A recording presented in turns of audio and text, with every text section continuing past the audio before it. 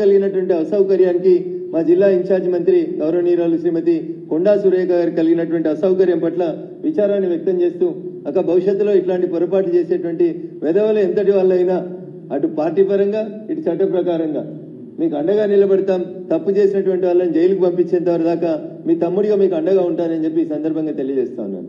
Thank you వరండి వాళ్ళు.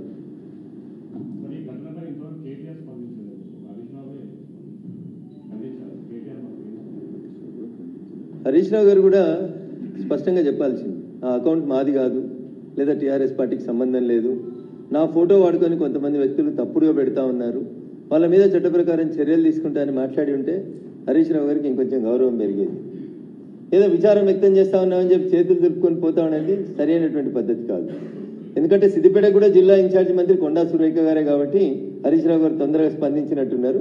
కానీ కేటీఆర్ గారికి అర్థం కావాల్సింది ఏంటంటే సిరిసిల్లలో మెజారిటీ ఓట్లు నేతన్నలే ఉంటాయి. దుబ్బాక, సిరిసిల్ల ఈ ప్రాంతం అంతా 5 మీటర్ల చీరని అగ్గిపెట్టెలో పెట్టినటువంటి నేతన్నలు ఉన్నటువంటి గడ్డ అది దుబ్బాక అయినా సిరిసిల్ల అయినా.